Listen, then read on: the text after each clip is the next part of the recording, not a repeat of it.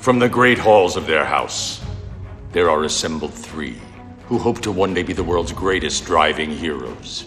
Created from the cosmic legends of the universe comes our team captain, the Vision, Bill Fisher, and their soon-to-be Wonder Woman, Vicki Fisher, and our Captain Marvel and head flight trainee, Jennifer Scripchuk. Their mission: to fight injustice, share what is right and wrong, to get you out of your house and come out racing with them and serve all mankind. They are the Garage Heroes in Training Team. Welcome to the Garage Heroes in Training podcast. I'm going to be one of the hosts for this episode. My name is Bill. Who else is hosting? I'm Vicki. And I'm Audra. And we've got a co-host, guest host. He's getting close to his 5-time. He will be getting a jacket. You know, Saturday Night Live does it. We decided we are going to start doing it. I just have to design a jacket. But I believe this is podcast number 4, so you're still one away from the... That's too many, man. I know, but you've done more than 4 on your podcast. Some know it as... I've ruined like 1% of your podcast. No, it's fine. We're good. We are good to go. Recognize his voice from Slip Angle Podcast. He is a carpenter by trade, co-founder of GridLife, motorsports director of GridLife, and expert wannabe for all things RV. It's our buddy, Adam Jabaay. For you guys, thanks for the invite on this beautiful January night. I got to sit next to my fake fireplace. It's gorgeous. It's fantastic. I just fixed this thing too. It's electric. I think we have the same. I think we have the same one. It blew a thermal switch or thermal fuse, which I did not know was a thing until I started rooting around with a test light, figuring out where the power stopped. Yeah. Well, if you're getting good at that, we've got a parasitic drain on an M3 you could work on next time we see you. That sounds like a kill switch problem. Just turn it off when you're done with it. That's what everybody keeps saying, but it's supposed to be a road car, but we'll figure it out. Same applies. Same does apply. Yep. Well, just in case people haven't heard of GridLife before, or this is their first podcast with us or with you, just a little review on what GridLife is and potentially could be. So we turned into a national sanctioning body for time attack and wheel to wheel and HPDE, and I'm not quite sure how that happened. Yeah, so GridLife is a national sanctioning body for wheel to wheel, time attack, and HPDE. Yeah. We throw various types of events all over the country, ranging from simple DE weekends to club weekends, which you guys have been to a club weekend at NJMP, I think a couple years ago. Yep. And were you at this year? This Yes. year was the first event I ever missed of any event we've ever hosted in 20 years. Yep, we were at both Lime Rock and both NJMPs. Yep. I saw you briefly at Lime Rock. You gave me a Garage Heroes medal. That's right. So, That's right. You get a free dinner with that, you know. Just keep it on you. I don't know if I want to go to the place that offers that. That's okay. Unless you're there. If you're there pouring the drinks. But yeah, if I recall, I was engrossed in cleaning out my inbox, sitting on a golf cart, trying to organize a million things. And then Bill walked up, and I was like, "Oh, I didn't even know you were here." And then you left. Well, it's not like you're bored on the weekend, so we try and say hi. Yeah, that's a busy one. But yeah, that's kind of like that's a 2/3 scale GridLife, and then we have the music festival ones, Midwest, Laguna Seca now, and Road America is going to be this year. We're doing a full-fledged spectator event at Road America in partnership with them. And then CMP, Carolina Motorsports Park, in April. That'll be our second year going to CMP, second year going to Laguna. CMP was awesome last year, a huge event. Laguna was amazing first-year event for us. We had a crazy year, like some highs, some lows, a lot of driving, a lot of windshield time. Drove an ancient RV across the country a lot. How did that go? Pretty good, actually. I mean, she's a good old girl. She's a 91 Spartan chassis that I've like lipstick on a pig remodeled. And yeah, I don't even know how many miles it's got on it because odometer didn't work when I bought it. So, but yeah, big old diesel, cheap old diesel pusher, and tug the GridLife dyno trailer or tug my enclosed if I happen to be able to bring my car or somebody else is towing the dyno trailer, which is nice. Sometimes that happens. So, yeah, good year. I think I probably did about 25,000 miles behind the bus. Do you always drive or do you fly sometimes? I flew to the California events. We did an event at Willow, Streets of Willow last year, a weekend event, and then we did obviously the Laguna event. This year we have Big Willow, which we're bringing GLTC to Big Willow, our touring cup, our wheel to wheel class, and time attack. So we're doing a weekend at Big Willow and also the Horse Thief Mile, which is their like drift. It's their drift track up on the mountain. So we do them simultaneously. And yeah, I'll fly to that one. And then we got Laguna Seca, and we're adding Thunder Hill. Ooh, that sounds lovely. Yeah, Thunder Hill East Course, and that is what is the weekend after SEMA, I think, November 11, 10, 11, something like that. So, And pit race again shared the returns. schedule. Yeah, this will be our second year or second time at pit race, not our second year in a row. But the championships for the national champions for time attack and GLTC will be pit race will be the finale there. And we're adding because we had such a good reception for GLTC, and we've always had like a good audience for time attack in California when we do it like once a year. We're adding the 3-round and 4-round for GLTC, including our Circuit of the Americas event in March. We're adding a separate like West Coast championship, and those points will also be applicable to season points for the national championship, which end at pit race. So pit races, that's pretty. I mean, the place is like pretty much the most gorgeous track I've ever been to. I'm looking forward to going back. We're looking forward to it. That's one of our favorites. Yeah, that place is.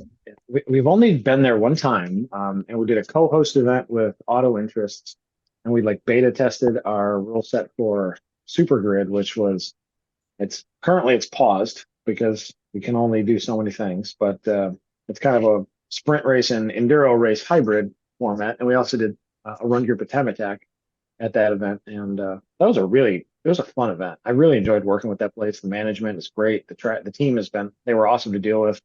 So I'm looking forward to going back now that we've been there. So, how did your 2023 season go? Do you have a good, busy. bad, and ugly? Anything to sum it up? Yeah, probably. It was mostly good. What's the bad? I mean, we really didn't have like a bad event. We had some bad weather. There's always potential for really bad weather. The smallest event last year, I think, was Heartland Park, which is kind of in the middle of nowhere, but a great track, and hopefully it becomes a track again. That was still 75 cars at time attack and then 3 run groups at DE, so it wasn't a terribly small event. But yeah, the ugly, probably the hardest part about last year was learning how to operate with the county that owns and sort of micromanages Laguna Seca. Oh, I was guessing it was the miles you guys did because you went from a the miles kind are of hard. regional. Yeah, the miles are hard, but the amount of man hours that Trisha and Charlie, especially on our team, put into just figuring out how to legally produce a spectator event at Laguna Seca was insane. We're talking hundreds of frustrating and confusing man hours, and right up until the last minute. The team there, we've been talking with them. They reached out first in 2018 or 19 and asking if we were interested in doing a festival at their facility. We're like, heck yeah, it's Laguna Seca. We don't know if we can actually pull that off, but like we'll talk about it. And so we've been talking to them for quite a while. And we had a date in October of 2020, and obviously the world fell apart. We didn't end up doing that.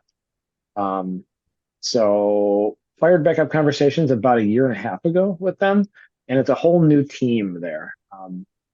But we know some of the people that know them still. So like we were introed again, and they wanted, they had this great date that worked for us pretty well in October, which is now moved to end of September next year, which is even better.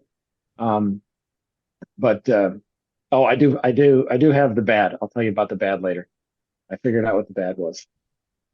But yeah, so that track is owned by. I'm not breaking up at all, am I? Nope. no, you sound great. My internet's not good.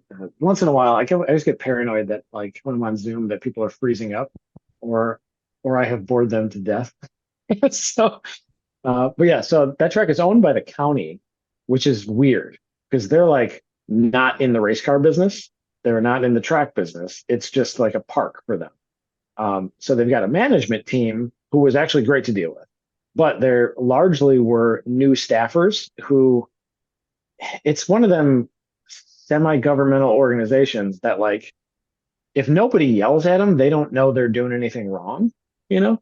Yeah. And they also had some big events right before our event, like IndyCar, the Rennsport reunion, which was the largest event that's ever happened there, the Porsche event, and something else. I forget what the other big one was. The Monterey Historics, one of the largest events in the country. Right. But yeah, so in the couple months leading up to it, they had kind of a trial by fire in what they had to do. They didn't know that they had to file all these permits and all these things.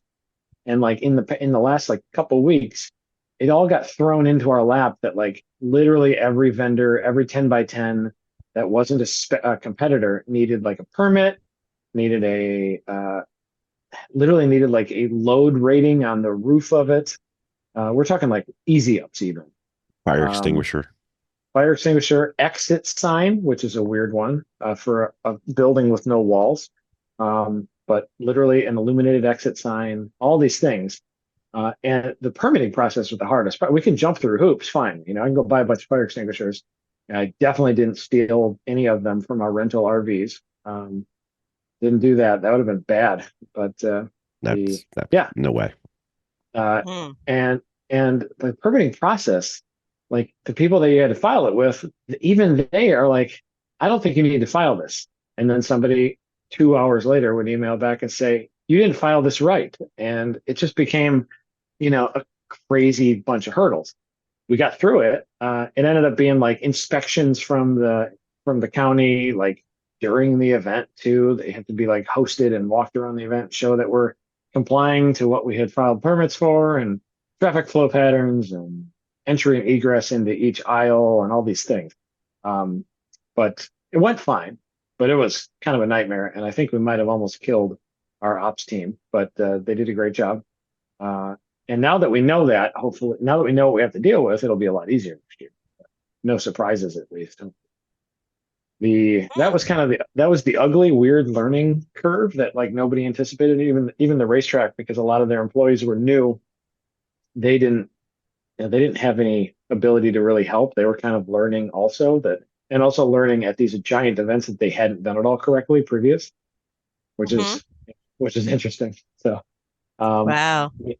yeah, so that was kind of the ugly, but great team to work with overall. Amazing facility. I mean, it is like the facility for what we do.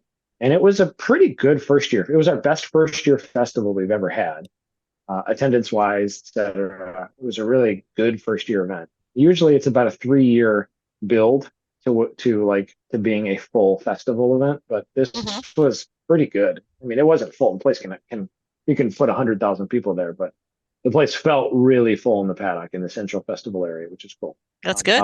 Amazing facility. They let us drift it for the first time, which was nuts. It was maybe the craziest drift facility. Just awesome. We did a really handpicked, curated, like pro and semi-pro level drifters. We were only allowed to have like 25 cars, shorter sessions to make sure and we weren't allowed to drift if it was over 85 degrees because of the fresh asphalt. They let us drift on a brand new $21 million asphalt job, which was wow. But yeah, the ugly or the bad, actually. I mean, not the ugly. The good was most of the year. The ugly was learning curves of Monterey County or Marin County or whatever owns it. I forget. I think it's not. And the bad was that once in a while in October, and sometimes even before October, you can't use that facility in the morning because you can't see anything because the fog is so dense that you can't see 10 feet. No way. Yeah. So I never even considered that. And it'll come and go too. Like half the track will be good. And then like in literally 10 seconds, you can't see a thing. Wow. It's called they call it the marine layer because it's like a cloud that drifts off of the ocean, which is like literally a mile away, maybe. I don't know. And it just hangs out kind of in the valley like between the mountaintop and the other side of the racetrack. And it's not fun when you have jam-packed your schedule to try to pay for the most expensive event of your entire company's history, and also try to produce a really good spectator event with multiple wheel-to-wheel race series and 110 time attack cars and the craziest drift sessions that maybe the internet ever seen. And you can't do anything until 10:45, and you're supposed to start at 8 a.m. So, Wow. No so that problem. sucked. That's It complicated. was complicated to say the least. No stress at all. But yeah, we literally had trucks making laps to try to like blow it away.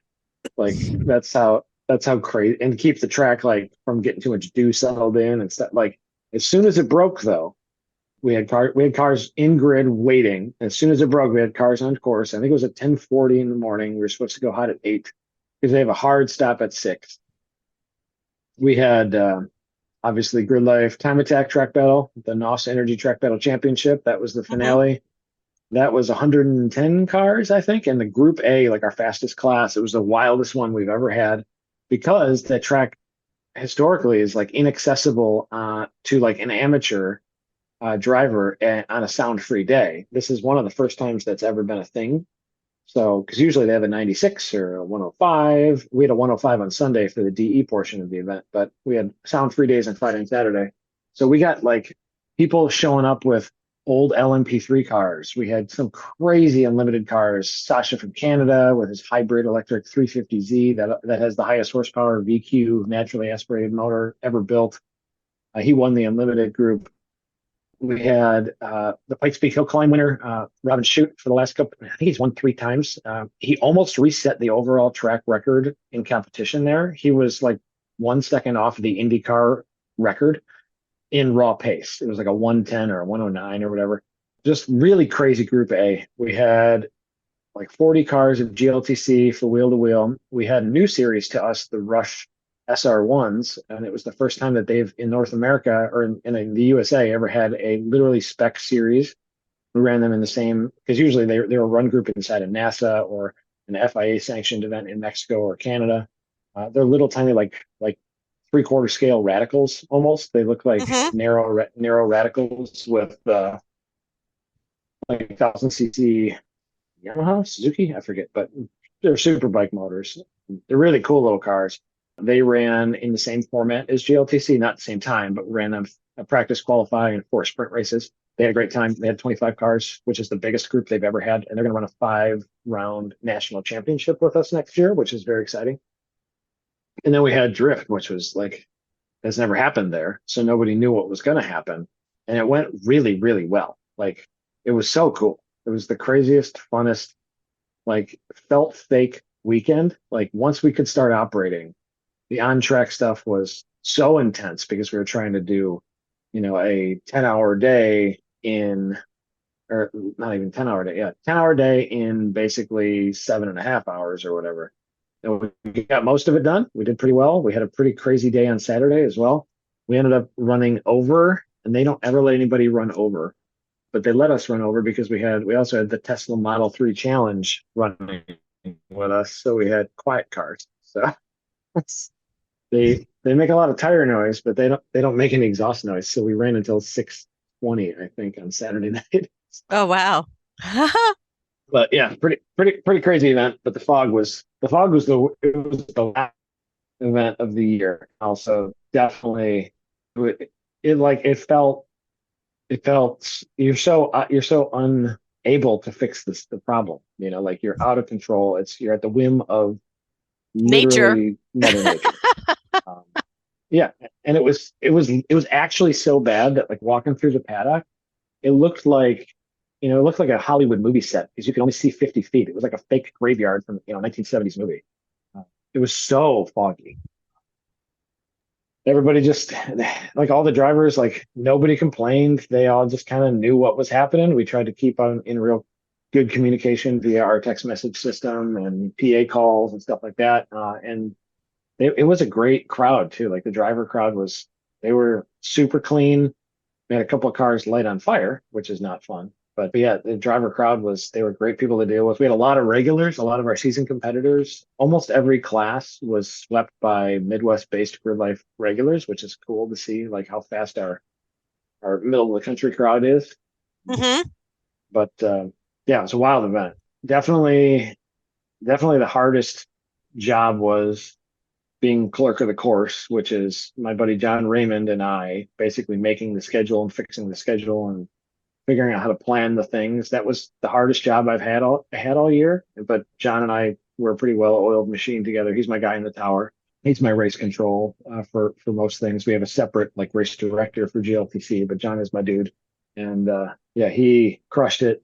The whole team, like it was very impressive to see all these people that like I've accumulated to work for me because I think they're awesome, like Carson and Sam and Emma and timing and scoring and Kevin, like all these buddies of mine, like maybe being the most like can't think of another group that could do all that junk in that amount of time and make it Yeah. seem professional and fast and tight and clean. I was so proud of the team. It's just the trackside team just absolutely crushed it at Laguna, and it was a great way to end the year. It was also a difficult way to end the year. So, We're really proud. So, what was your biggest takeaway for 2023? how much I wanted to space the calendar in like a pro style way with 2 to 3 weeks in between events. Right. And that's for anybody that's organized track events, you call a racetrack and you don't just get to tell them when you're coming. No. Unfortunately, especially nowadays when like these tracks this is probably the heyday of all heydays. Like things are going pretty well. There's a lot of customers, there's a lot of demand, but that also makes it really hard to build a national calendar that works.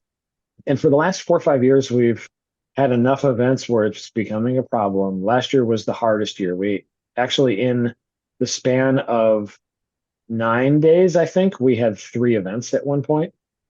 We were support series or maybe it's 10 days. We were support series for NASCAR at Road America with a time attack field and a full GLTC field.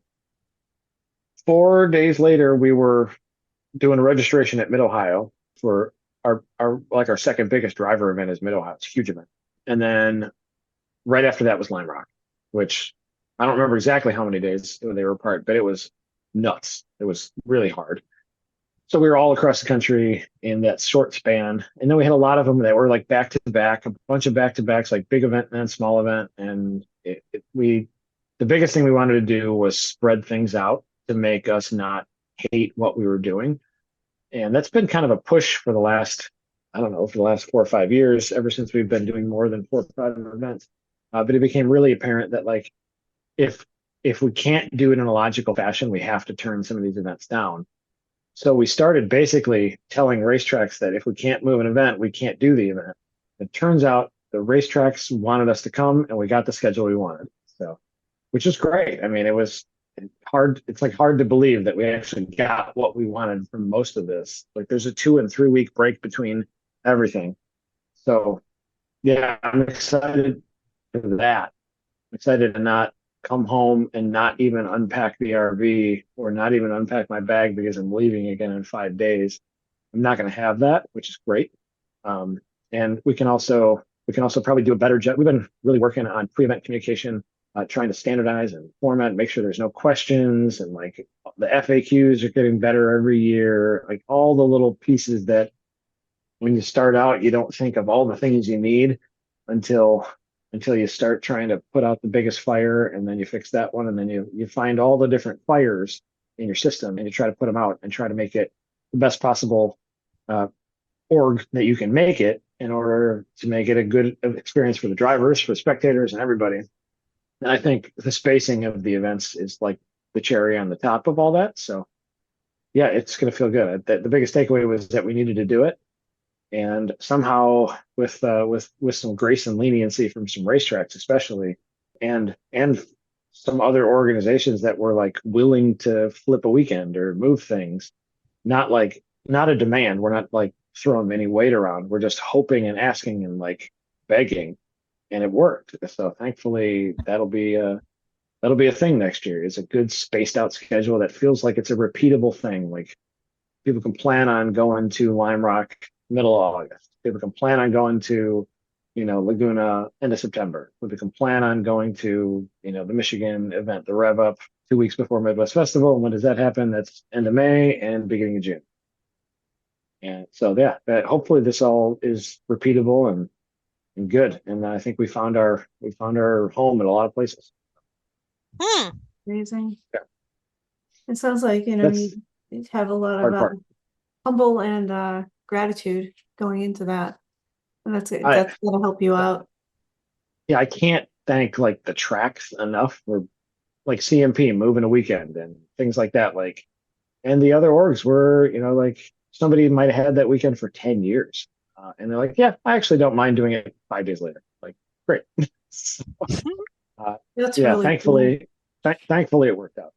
But yeah, great overall year. We're very excited about 24, and especially after today, which was a pretty crazy day. We put Gold Pass, which is we call it the season pass holders, but it's not every event. Most people buy 3 to 7 events. We put that on sale today, and we had pre-sale, which was previous 2023 Gold Pass holders, there's like 200 some 2023 Gold Pass holders. They bought 4 events or more. That was the rule in 2023. 246 of them. And so pre-sale, they had access to it. And so most of them were able to buy pre-sale. And then a bunch of them 2 hours later jumped in during public sale. And it's each pre-sale and public sale for the majority of it sold out in about 2 minutes, maybe a little less, which is crazy. So Wow. every year, I think they're not going to come back. They all hate me every year. And every year you just keep going. It just gets stupider and harder to deal with. Yeah, we've got the best driver base that anybody can ask for. In 2004, when we rented a racetrack for the first time, we didn't really have any friends that came. Like a bunch of them came, but not that many. We lost a bunch of money. And then we started running with other groups. So we hosted an event every year. That event got bigger and bigger, our Honda Meet event. And then in 2014, when we started calling ourselves GridLife, that was going to be a one-off, once-a-year festival. And then started adding things like Road Atlanta, and Mid Ohio, and Autobahn.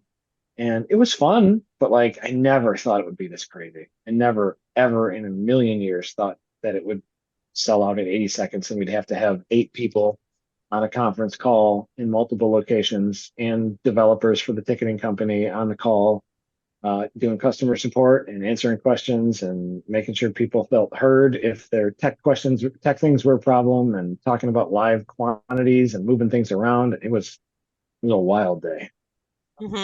Yeah. Wow. But yeah, we're really blessed by our driver work. Our driver group is, I mean, it couldn't get any better. Like the core group couldn't get any more loyal, and just wonderful people to hang out with at the paddock too. That's amazing, especially where you've grown so much in such, pretty short period of time, right? Yeah, GridLife's really been around for 10 seasons now. Wow. That's but incredible though. This is our 11th season, going into the 11th, I think. 14, 15, 16, whatever. You guys exploded. But it's and the goal is always to build the event that we want to go to, no matter where we're doing it. Like if we're going to host an event at, a little tiny track or a big huge track, we try to build the one that we'd want to go to. And sometimes they're clunkers, but I mean, they're all pretty good on track. But we always try to find the pieces that didn't feel right and try to make them feel right. A place you can bring, your friends, family, your kids, your dog. Most of the time, your dog, not always your dog. Just try to build the event that you'd want to go to, and then maybe people will show up. So if you build it, they'll come or whatever. And usually they come. And today it was literally humbling how fast it got purchased. It was wild.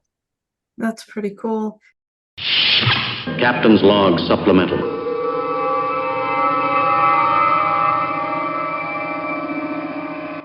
So Bill, guess what? What? We did the Sentinel. We We did the did? Sentinel. We did. We How did we you were like it? you know what? We were talking about the Sentinel.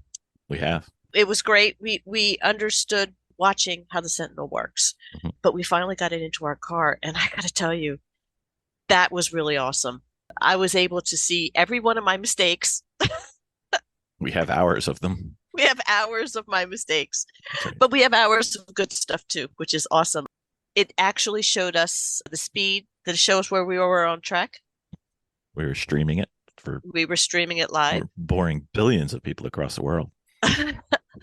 But it was pretty incredible. Plus, on it, you're able to put your insignia, your logos Yep. on your app also, and the clarity was amazing. It was really easy to put in, It was easier easy. than I thought it was. I know you kept So making a big deal out of it. I'm like, it's really not that hard. It actually, was until we focused on it. It wasn't too bad. And then we got some help. no, It was pretty easy. yeah, it was. It was pretty good. You know what? I like the stream because some of the tracks we go to don't have great cell phone coverage, but it's got a USB stick backup. So I Mhm. just uploaded the high quality video without the cellular interruption. So Mhm. if you watched us earlier and said, wow, they got from there to there really quickly, you can watch the real video and see that no, we didn't. It's just a cell phone went out. Mhm. But Yeah.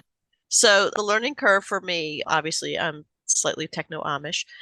slightly. What slightly when it comes to the wiring and stuff like that, but we get it in, and I love it. We were able to sit there right at the track and watch what we were doing in the car, and that was Yeah. amazing. Which was good because if you have a problem with your radio, you can tell, if something is going on that you need to know about. Like Hmm. a couple times we've had cars come in and we didn't know they were broken. And I know it's hard to imagine one of our cars being broken, but whatever. But you can watch the video, and even with the cell phone coverage we had at that particular event, it was like a 30-second delay. So it wasn't bad. Hmm. And you can compare multiple drivers because you have each of the stints are broken up. So we got to work on not only our driving, but if we wanted to, we could work on our pit stops and see exactly what we do. And there's some things that we need to talk about as a team. And it was pretty good. Like I said, it takes me, once we got the wiring hooked up for the power, I probably could go from an empty shell to a full up setup running Sentinel. I could probably do that in like 20 minutes. Hmm. So you could literally install it in a car before a race. It's kind of fun. Yeah. And we got When- to see the driver and the front windshield. And if Yep. we want to, we can have three. We can see backwards. Or one of the guys we were going to work with at the upcoming event, he said, could you put a camera on the driver's eyes so we could see what they're looking at? I said, why, yes, I can. Haven't done it yet, but I'll figure it out. I've got time. Well, I love it. All right, very well. That sounds like I can buy another one then. Woo! Do you still get to drive? I mean, Uh, you're creating events that you want to go to. Do you actually get to do them? I do sometimes. I have a little Honda Fit that I run in Sunday Cup, which is our lowest level time attack, slowest time attack class, which is basically B spec for street cars like Honda Fits, Mazda 2, stuff like that. I have a Honda Fit, so I drove that at Heartland Motorsports Park. What else did I drive? I beat the daylights out of our loaner Hyundai that was liveried up as a pace car for the season that Hyundai gave us, and we had to give it back at Laguna Seca. I gave it back with no brake pads, and the tires were a little less than they were. And I drove a bunch of sessions at Laguna Seca. Really enjoyed that place. It was a Elantra N, it was bone stock. It was a really amazing car, actually. We probably should have changed the oil. Yeah, really fast in a straight line. The little hump at start finish, like there's like you go over and it drops down. The car felt real light. It didn't get airborne, but it felt wild and pushed about 2 cars to the right on the jump at start finish. Yep. It's fast car, real fast car. How'd you like driving at Laguna? Dude, the track is like I've driven it in Yeah. Gran Turismo like 20 years ago when I was in college, but that track is, it's undeniable. It's just wild. It's just wild. The corkscrew is like, it's whatever. The corkscrew is unique. It's super weird. It's fun, actually. But the turn after the corkscrew, the crazy downhill where you go from like 40 miles an hour to like 120. Yep. The acceleration coming down the downhill, and then the right-hander, I think they call it rainy curve. Rainy, yeah. Yeah, and then you have to slow it way down into turn 11. Yep. And then the rest of it flows so well. It's super unique. Just a really cool track. Miss Vicky's not a fan of the Andretti turn. Which one is that? What The What tight happened there? the tight left-hander after start finish. It's a little slow. It's a little Oh. slow. Yeah. I do like. I mean, it does reset it kind of resets the track, and then you get to party again. You know, like it's not the Yeah. end of the world. Yeah. Yeah. I also have a GridLife Touring Cup, which is our wheel-to-wheel class. But that's a 12.5 to 1 power to weight ratio class, roughly, with modifiers for aero and weight and things like that. A couple percent for your splitter, a couple percent for your wing, stuff like that. Power band. If you get a really flat power band, you get a few percent. I have a Civic for that, and I didn't race it this year. This was the first year since we introed the class in 2019 that I actually didn't do wheel to wheel at all, actually. But I did. I drove it at Mid Ohio. I drove it at Autobahn. We still do our original event, our West Michigan Honda Meet event, which is like a 3-day DE barbecue, which is super fun at Gingerman. And I drove it a lot there, which is great. So, yeah, I get to drive, not a ton, but I get to drive. Hmm. That's I should drive more. you should. I mean, you tried to build something your friends and you would want to go to, but you don't ever get to go. Well, Working your it's- butt off. It's a lot of work. We're still a really small team. We've got we've got several full-time employees, but we don't have a national office.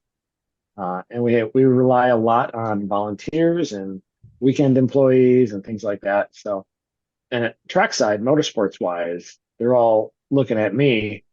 And if I'm out driving my car, that's not a good look. So, Yeah, that's true. yeah, I try to outwork them all and show them all what we need and bring a good vibe and make sure they all have water and tents and all the things they need. So Do Indeed. you have a growth plan? Like, what's the go forward? I mean, 2024 sounds like it's going to be pretty amazing, and you've done a lot to organize. it's about the same amount of events, thankfully. I think we're at 14, and realistically, that's kind of the max of what the team can do. Mhm. Last year we did for growth. Last year we did do our first franchise event for Time Attack. So the Jzilla group out of Atlanta area. We co-hosted that. We didn't actually co-host, but we helped them do a points round for our Time Attack. They had like a 3-run group Time Attack inside of their Barber event, which was the week after our biggest event, Midwest Festival, which was difficult, but totally different section of the country. And they had a pretty great first event.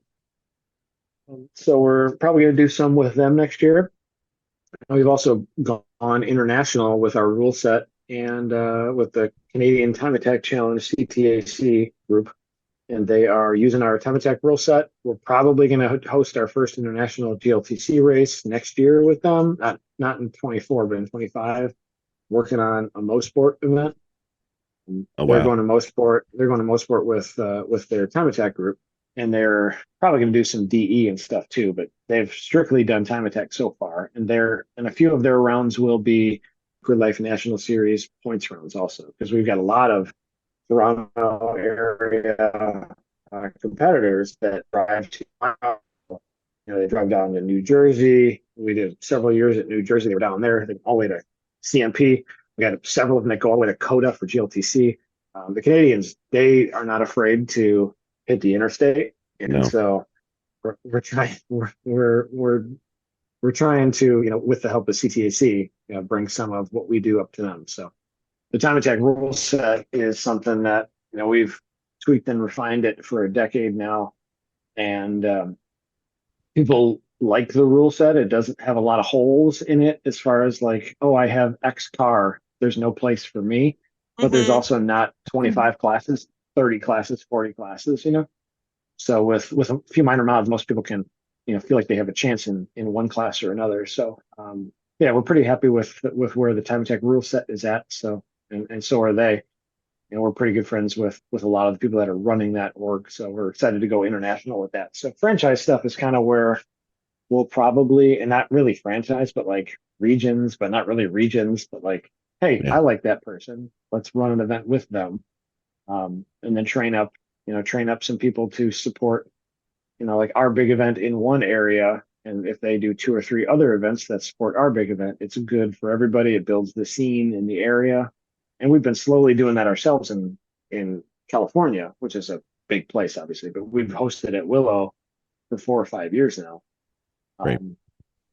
And yeah, just working on building, uh, Hayward Wagner, who's a really good buddy of mine from SCCA, he put it really, really good one time, really well. He said we should be Fun with building more cars. ovens. Yeah, fun with cars, Hayward. He said we should really focus on building more ovens and not just slicing the pie thinner. We should make more ovens to make more pies at the same time. Which, yeah, really, that's the best I've ever heard it put, and I steal it all the time. But yeah, there's a lot of people who are car curious, and obviously with the takeover BS on any average intersection on Saturday nights, like there's enthusiasts that want to go fast. There's a lot of street racing still. We all know that stuff's dangerous, but those people have the same disease. They just have a different symptom. Maybe we need to shift our symptoms to them and keep building the sport. The thing we see is they don't even know that it's available. Exactly. I didn't know it was available until like 2003, and we hosted our first event the next year because it was barely available in our area back then. Right.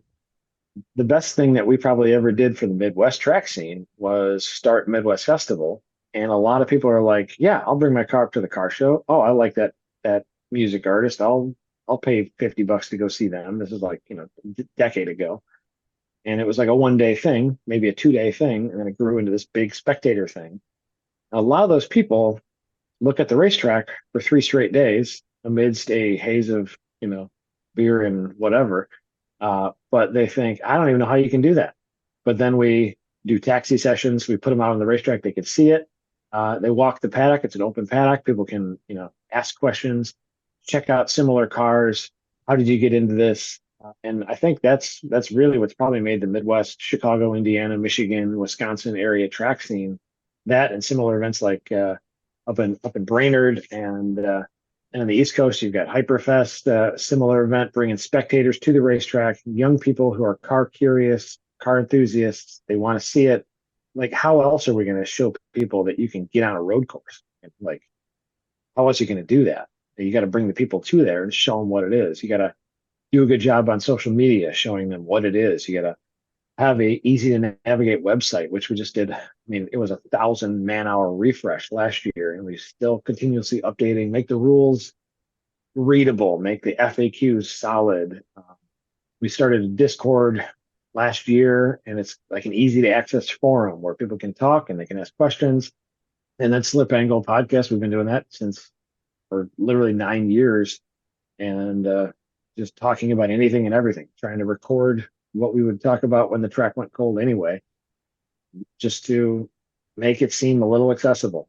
We have our Track Tuned website, tracktune.com, where various other podcasts post articles, and a bunch of people write for it. And just making it, keep building the group and the culture and the people the people we want to hang out with. Like, there are other people that we would like to hang out with. We just got to find them. Let's keep building more ovens, Exactly. Not slicing the pie. The There's- famine mentality doesn't get you anywhere. Raise all boats. Right. There's rumor that Mr. Wagner will be racing with us this year. He texted me and said that you invited him to run, and I said, "Let me know where, and I'll come. I'll come crew chief." You are more than welcome, sir. We have the food covered. Maybe I'll drive an RV and bring a smoker, and we'll make even more food. We can do that. That's not a problem. Does he have any idea where he's going to run with you? He's got 2 that fit his schedule right now. Okay. What org?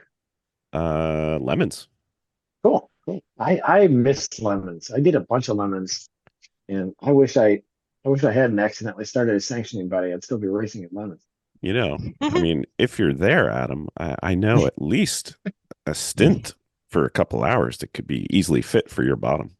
What kind of car are we talking about? Well, I mean, I'm not sure if you're familiar with it. It's this I believe it's called a Civic. Oh yeah.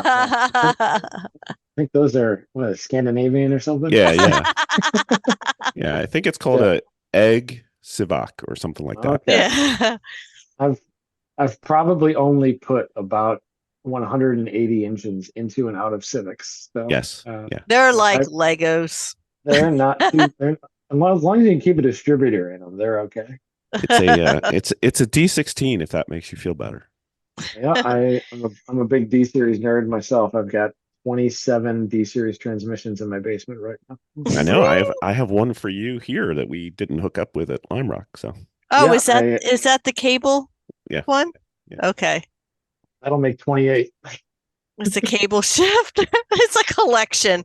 He's got to mount it Yep. on his wall. There's Unbelievable. there's a lot of them. They only sold that cable it's a cable clutch, which they only sold at 88 to 91, and it's a Mhm. different mount pattern than anything else.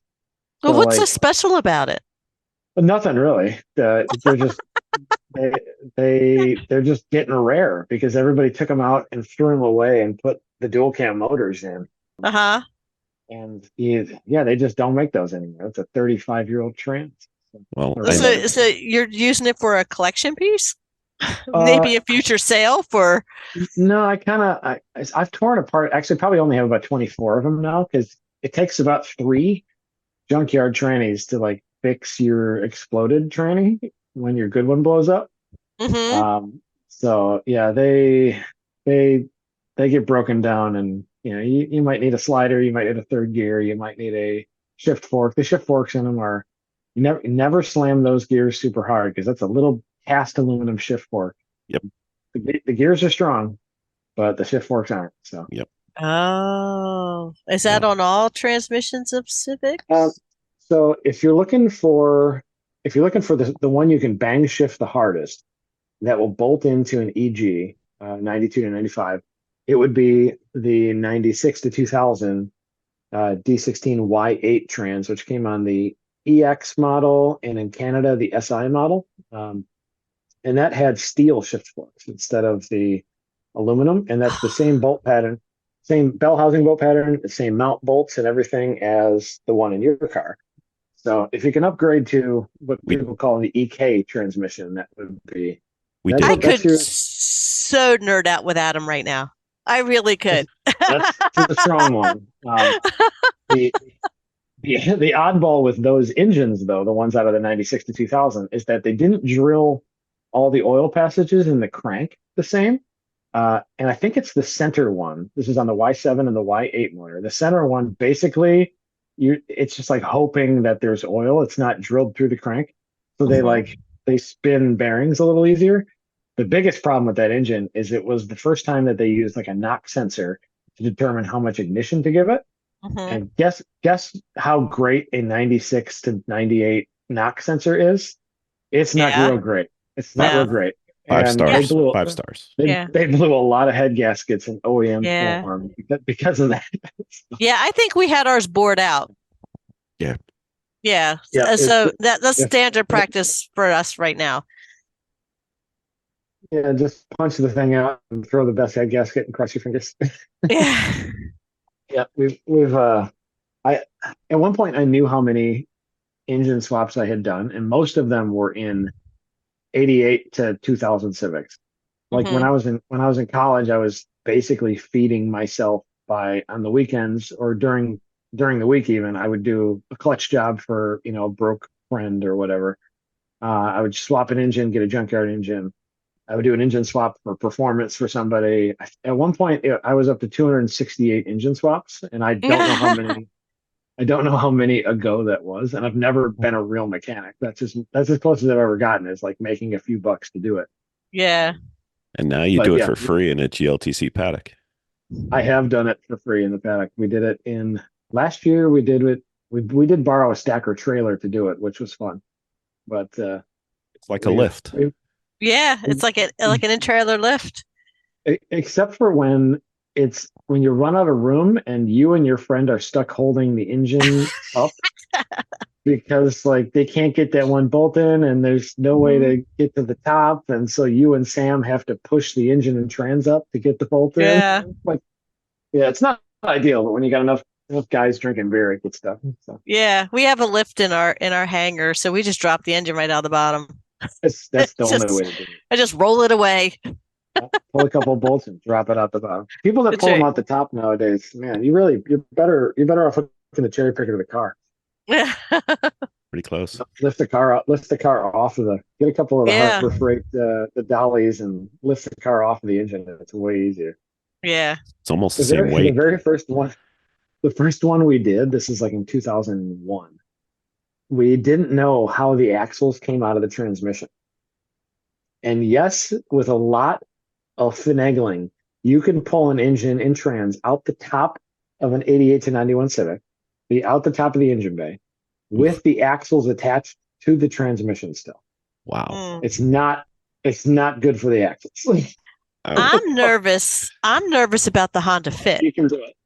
Why? Getting an engine, there- get an engine out of a Honda Fit because It's the That's same thing. tight Go out in the there. bottom. oh no, You go out the bottom. no, it didn't work for us. That's what I'm told. I've never done one. No, it didn't work. We tried that and we ended up having to cut. Well, we were It was a rust bucket. It's fine. yeah. So it was Oh, it was a donor car, Yeah. but it was in too bad of a shape for us to salvage much off of it. But we pulled the engine. It doesn't come. I'm going to tell you, it doesn't come out the bottom. And if it does, there's a trick to it. It's terrible. Will it go out the? Can you take the radiator support off, or will it go out the front? I don't know. We have It not did- been that It did by the successful. time I got my sawzall done with it. I've seen one person do it, but I've never actually pulled an engine out of a Fit. No, I don't. I'm nervous. We have like a couple of them. They're great little cars. They're great little cars. They take abuse more than anything I've ever driven. Vicki abused one with a deer last night. So I did. Oh. I hit a deer last night. I Bad. did. Not terrible. No, but I have to take the car to the shop tomorrow, and I'm going to have to pull the fender off. Things just kind of shifted. I was only going like 30 miles an hour uphill, so I had no real momentum. But that sucker's butt was on. It ended up coming across the front of the car, like Oh, it geez. it more or less almost sideswiped me more than anything. But it ran across. Are you having venison? Venison? No, flavor? no. It wasn't even there. It was gone. Because Oh, man. like I said, it was like 30 miles an hour, maybe uphill in an older Fit that's not set up for anything, you know. So those things really kind of have to work to go uphill because it's going to be at some point transitioned into, you know, a spec car. So they have a big windshield. I'm glad it didn't come through the windshield. That would have been no, but I tell you, it ended up pushing the headlight into the car a little bit, so it broke off the bracket. I think there Right, might be a little bit of broken bracketry. I think most of the bracketry on that first gen is attached to the headlight. So a couple of eBay headlights, you might be back in business. Yeah. Tied to a stump and back Yeah. the car away from it a little bit. I have to adjust the fender, but the fender did not get damaged, but I have to readjust it back into position, and I have to take the hood off and see if there's anything going on there. So Fair It should be pretty easy to fix. yeah, Should be pretty easy to fix. I there was tugged one nothing apart. crunched. They're strong little cars, even the first gens. I hooked one to my tractor that had like a lot of front end damage, and it still ran fine. The radiator was tipped back probably 2-3 inches. Mhm. I unhooked the radiator to where I didn't break it, and literally just tied it to my tractor, and slowly reversed it a few times with like Yeah. the Harbor Freight straps and strategic spots.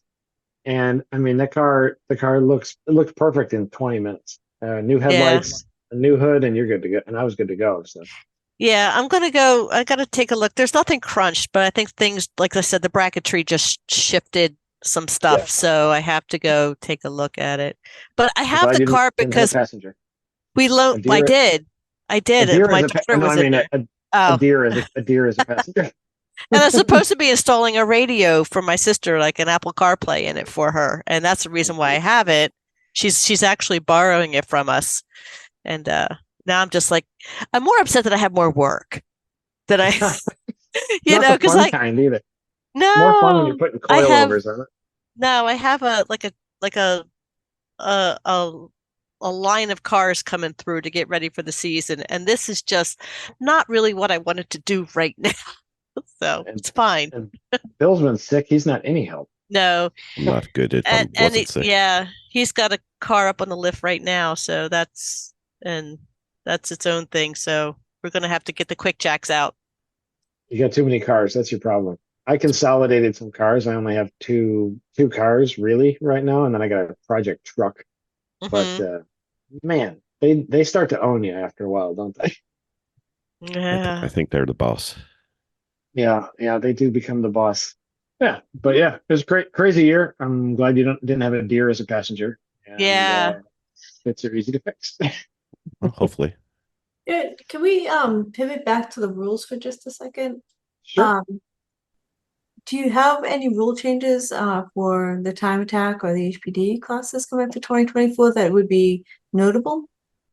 So our time attack classes, we made a bunch of changes in our Club TR class, which realistically, and right now the rules are out for provisional review from drivers. They're going to be published probably next week for this will be the rules for 2024. But we're making some changes even from what's published right now. But Club TR it's designed to be it's called TR because Track Rat is we were going to call it Club Track Rat, and that sounded a little too ratty, so we called it Club TR. But that's a class we designed to use the Falcon 200 treadwells as like a spec tire. 255 is their max width, but it's designed really more about like engine swap cars and things like that. And we changed a bunch of stuff in that one. Previously, if you had gone to it's 2.5 liters and under, there are a few spec line like the early VR6 cars can run. Some of the non-M BMWs can run at different weights and stuff, but it's not a power to weight class. It's more a displacement to weight class. And previously, if you added an engine that was a bigger displacement than one that you could have bought in that chassis from the factory, you had to be 2,550 or more with the driver. And now we have changed some of that to where if you put like a 1.7 liter in instead of the 2.5 you're allowed, you can be X weight, and then like a 1.9 can be this weight, and a 2 liter can be this weight. So we kind of graded it up to the 2550. And we've also allowed non-HR model 350Zs into that class. They'll have a small tire for the car. They're not allowed any internal modifications. They have to run a little heavier. But I think that's going to be a good addition to the class for kind of a cheap, easy access car that's robust and strong and crashes well. They're safe, good street car still. But I think that's going to be a good addition for an entry level time attack car, and hopefully, spur on some people that didn't have a place to compete in there. You buy a good 350Z for $5,000 nowadays. Right. And then we also we've added in our Sunday Cup class, we've added for heavier cars, 3,000 pounds with driver or more, we've added the ability to use a 215 instead of 205 only, 205 or under tires. So you can run a 215 on 3,000 pound cars that fit the power to weight. That's a 25.5 to 1 power to weight class. And we did that because of some of the tire availability, because some cars might have the exact right power to weight. Like an older, like an 8th gen base model Civic might be perfect, but it's a little heavier. And the tires, you can't really run a 15-inch tire on some of these cars. They're going to want a 17, and 17 doesn't really, like just a better overall tire heights and for more accessibility size wise in the 660 and 615 tires. That's also a Falcon sponsored class. So it's a spec Falcon class. Those are the only two spec tire classes that we have. Right. The street class, it used to be our intro class years ago, but it's really more aimed around like the Evos and the STIs and WRXs, and like a 370Z, S2000 and built motor and stuff like that. The class right now, it's really hard with regards to aftermarket turbos and OEM turbos, and like you can't buy an OEM turbo for a lot of these 25-year-old cars anymore. The flow ratings are very different across all of them. So we're still working on the language for turbo rule set, and for turbos over a certain size, they'll likely have to run a inlet restrictor of 44 millimeters, a flat plate inlet restrictor. Some of that language is going to change in the next week. We've been really kind of forming committees with the popular drivers in that class. They're not popular, well, they are popular, but the kind of the perennial repeat customers in that class. They've had a lot of great ideas to meld with the ideas of Abram and I. And I think we're going to be in a good spot for that one. And that's kind of the changes in time attack. Not a ton of them. We're requiring fire suppression in several classes at certain levels, and versus just a handheld previously was required in like unlimited. Now a SFI 17.1 or like basically a 2 nozzle fire system, just some safety stuff like that. And then in Touring Cup, our wheel-to-wheel class, not a ton of real changes, just some shifting around in the power band. How we're not totally done with it either. A lot of good input from drivers since the provisional stuff has came out in November. But effectively, the flatter your power band is, you're getting a little more weight nowadays. You're getting percentage. So if there's a lot of drivers detuning powerful cars like a Honda K24 or even the lower level LS motors and Corvettes. Since it's a 12.5-to-1 power to weight, they can't make a ton of power, or else they have to weigh a ton, like a lot of weight. Right. So a lot of those Corvettes are detuning into the 220 to 250 range, versus they might have 400 horsepower with good bolt-on. And so they're using electronic throttle bodies, typically the truck throttle body, because it's a smaller diameter, and doing drive-by-wire manipulation with a standalone ECU to have basically they'll get up to 235 horsepower and they'll just maintain it all the way to redline or wherever they want the redline to be. Same thing with the Honda K series. A lot of them use a Bosch throttle body. Aftermarket standalones are allowed, so a lot of them are using a Haltech or Holly or something similar. And the flatter your power band is, the closer you're going to be to your peak power. Like when you leave a corner, that's an advantage. Right now we're playing with that a tiny bit, but nothing too crazy. Played with some safety wording and things like that. Just trying to refine these rule sets into the place where they can effectively stay.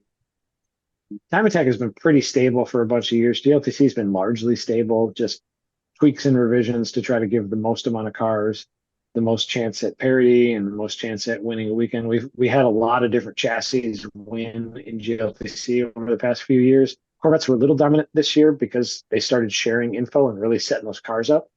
Looking at data, especially the last couple of days with several people that kind of use as a rules committee, it really might be more about frontal area than anything, because those Corvettes are really best from like 105 to 130. They get off a corner pretty well, but like on GPS data, like in an AIM data, we're actually seeing even like Honda Civics and TSXs and NC Miatas getting off a corner just as well. They just start to walk away a little bit above like 105, which when you look at the coefficient of drag on some of these things, and you use like Maximum G, which is a program, and a few other programs to say like how many horsepower am I going to have to get this to maintain 100 miles an hour, to maintain 130 miles an hour. Like we're getting real into the nerd stuff. So we're trying to kind of future proof the class. And Right. I don't know exactly where some of that goes. Like maybe it's an OEM coefficient of drag modifier. Probably not.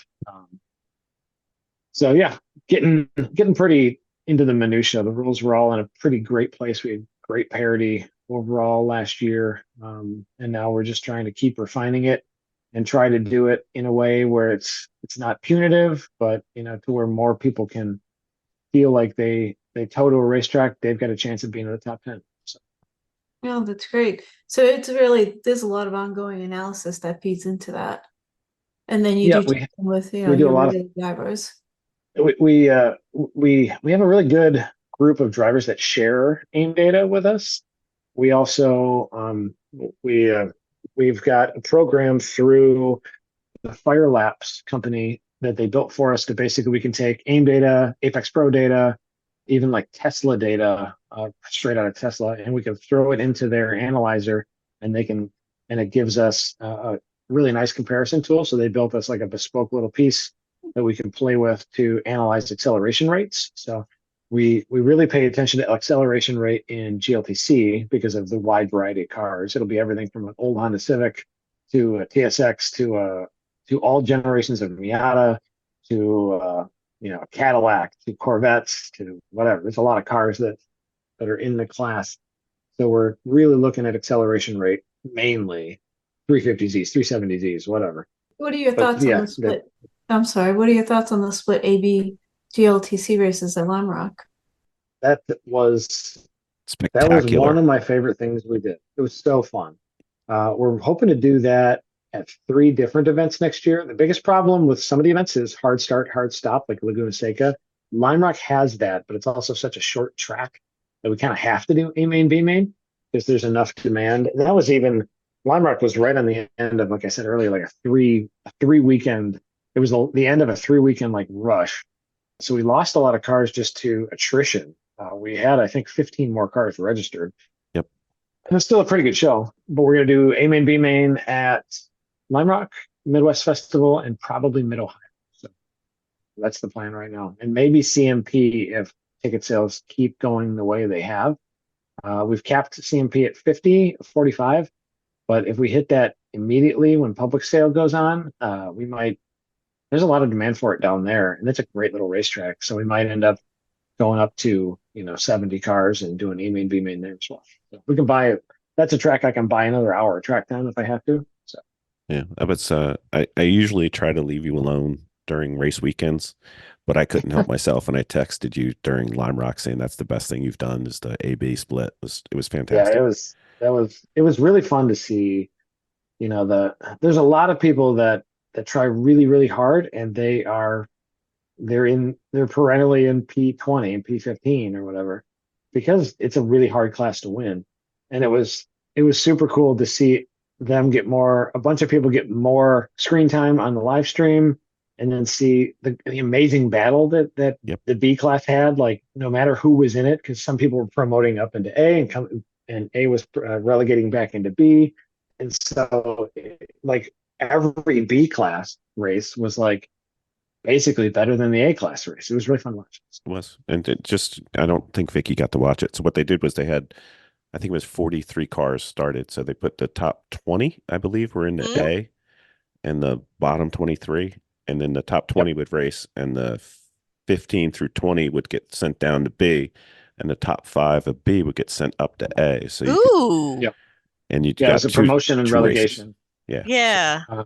They all qualified together, so it was a long qualifying session. So all the cars were able to qualify on the same session, so they all had the same track, and then it was split out.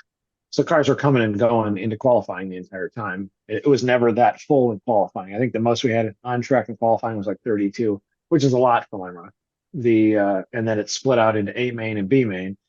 The only thing we had to change around, it was some of the format was the invert on race 4, but we wrote kind of a supplementary rule set for it, and now that's published as part of the national rule set. Yeah, it went way better than I thought it would, and it was super fun to watch. People that have been working their way up through the field, like suddenly they've been with us for 2 or 3 years, and they were a P40 car and then a P30 car and P20 car, and now they're hovering right around that 15-20 range, and to see them battle at the front and run clean and run solid, and that was one of the highlights of the year. I hadn't even thought about that, but yeah, definitely one of the highlights of the year. Yep, it was spectacular. Awesome. So what are you looking most forward to for 24? Probably being done with 24. How did I know you were going once there? we're at the last event of the year? So I'm also looking forward to just the continued progression of like the evolution of the staffing, and we've found some great people that have made my life easier, but also made the company better and made the organization for drivers and stuff better. And every year it's like it jumps up 10 to 15%. It feels like, and keeps getting better, keeps getting better. We're changing some stuff up in the live stream in how it's presented. We're probably, I mean, it's not official, and I'm not going to talk too much about it because I don't want to talk about things that aren't actually public yet. But there will probably be two channels of the broadcast, and one will be like the traditional main feed, and one will be more of like a cut apart show that maybe will attract more eyeballs for longer and keep building the sport. So that's currently the plan for the live stream, is a more produced, more of a show, more all filler, no killer, or all killer, no filler kind of thing. So, Mhm. so there will probably be multiple ways to watch that next year. Maybe a couple different channels, like a GridLife 2 or something like that. But yeah, making a bunch of changes there in order to keep trying to build, because we don't want to turn this into pro motorsports, but we've got a lot of drivers that are trying real hard and they have sponsors now because of the eyeballs that get on the live stream. I don't remember off the top of my head, but the live stream, I mean, we're talking hundreds of thousands of, Yep. or like over millions of views on an amateur live stream throughout 4 or 5 events last year. And drivers are building programs off of that. And yeah, just keep hustling on trying to build the future of what we do. So I'm excited about the teams though, and some of the minor changes and tweaks and all that. And the people are really the reason that I keep doing it. It's not making me rich. I still do some construction while I'm working full time at GridLife. So it's today I was tech support and my inbox was making my phone hot, and I was also building a garage door. It was only 80 seconds though, Adam. You should be fine. Yeah, it's Yeah. the 80 seconds are quiet, and then when things don't go perfectly for everybody that wants everything all the time, then you have to respond to about 120 messages after each 80-second on sale. So, Yeah. Mm. It wasn't the 80 seconds. It was the 81st second. That was a problem. yeah, that's when it starts, dude. So, is there anything new with the Slip Angle podcast coming up?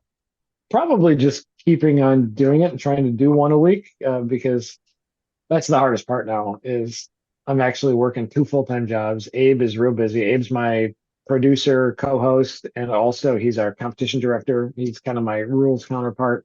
He's kind of the lead scrutineer at events, bounces between the tower and the impound area. But he's got a very intense day job. He's a PhD chemist that does a lot of. He's not the good PhD like a benevolent doctor. He's kind of like the Dr. Evil that makes the chemicals. So he's got a busy job, but we're trying to put out one a week. And yeah, just ranting and rambling. And we've got a couple of good interviews coming up that we're working on scheduling. We just had what Scott Robertson from Track Walking Podcast texted Awesome. us and said that was the best interview you've ever done. We had Peter Kate from England. He's an Aston Martin factory driver, That was and a good also one. he's a coworker with Abe. And yeah, that dude can talk. That was an easy one to do. But yeah, bunch of we're talking with Jeff Brown to get him back on, kind of a legendary crew chief and engineer. We've had some of my favorite shows ever were with Jeff. He's from, if you listen to Dinner with Racers, he's the guy that was the level 5 special for the first season. Some of the craziest stories. His son just won the Rolex 24 hours last year with Acura. And yeah, Jeff's a great hang. We're going to get him on soon. Yeah, did one with Ross Bentley a few weeks ago. But yeah, just seeking out an interview here and there when we can get them and try to put a show every week. So I've got a little mini that's being prepped for the one lap of America because I want to support the Sunday Cup class. Wow, it's an easy one to live with too. It is. I just have to learn how to mechanic and not have Vicki laugh at me every time I call her up and say, all right, which way is loose again? But yeah, lefty tighty. well, the thing is it left on the top or left on the bottom? You know, actually on a German car, like a Mini, that's like a BMW produced car, not an England car. Who knows which way left is? It might be tighty, it might be loosey. Yeah, exactly. You know, that's fine. But looking to support, maybe I have an extra GridLife Sunday Cup banner. I don't think I'll be able to run it during the event, but we're looking to support They'll probably let you, actually. Really? Okay. All right. Well, Yeah. maybe As I long as might you put got it room on. for the other stuff. Yeah, I don't want to have banners down to my windshield wipers at the bottom. No, that would be Wait, who needs to see? You just yeah, need a you little, know. little slit. We'll be like a Pixar car, and we'll just have a holes that we can look out the center. It'll be fine. Yeah, ka-chow. Park it right. It looks sick. Exactly. It's not a problem. I think if anybody's doing one lap, I think if you haven't considered Sunday Cup, you're doing one lap in the most difficult, hard way to do it.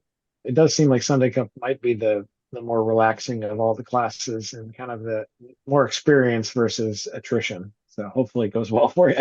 Well, the one thing you know is you're not going to be the first one to leave the track. It's fine. You just accept your fate. You might get to be last. Yeah, pretty much. Yeah, that's kind of where we're going for. If we don't finish last, we're calling it a win. So, Adam, I always feel guilty asking other podcasters to come on the podcast, but you always say yes, and we can't quite figure out why. But thank you for coming on again. I enjoy talking to you guys. And yeah, I don't typically do more than an hour, 10-minute podcasts. So these are my long ones. It's not a problem. Just think, though, you're one away from the jacket that I haven't designed yet. Has anybody besides you guys done 5? Yeah, there's a couple. Ross has done way more than 5. Couple people from He's Lemons. easy to talk to. Yeah, he is. Yeah, he does. He comes on. For some reason, he tolerates us every 50 episodes. We celebrate with him. That's cool. Yeah, So, Ross is a great dude. I'm looking forward to having him out at an event. He's been coming to one event a year with us, and I haven't talked to him about which one it's going to be, but hopefully we get him back on. well, we may be racing with you this year. It sounds like. Who knows? But you let me know if I can help. Let's get you there. We'll be there. We're going to be racing with you, which is you may be racing with us. I wouldn't mind it if you tell me what weekend and I'm free. I'm free. I might be able to get there. I believe they're both free weekends for you, but we will talk later. Yes, we'll talk. Very good. All right. Thank you, Adam. Thank you, thank Adam. you guys. And yeah, you can check out grid.life. We actually did just secure gridlife.com after a 5-year pursuit of it, but it's not up yet, I don't think, but it'll redirect to grid.life. And then, yeah, GridLife Official on Instagram and all the other places. That's awesome. Now, if you could just get the GLTC to stop being on Instagram, some tattoo parlor, it'll be fine. Yeah, we can't shut everybody down. No, GLTC also is like an acronym for some CrossFit type exercise in Japan, I think. So, I don't know. It's like every now and then I get this one thing, and I'm like, I'm not the tattoo guy, but that's okay. Yeah. Yeah, it's a tattoo company, and then it's some kind of training company. Golf training, yeah. Something, I don't know. It's kind of funny. Anyway, well, thank you again, Adam. Yep, thank you guys. Have a great Friday night. You too. Take care. See you guys.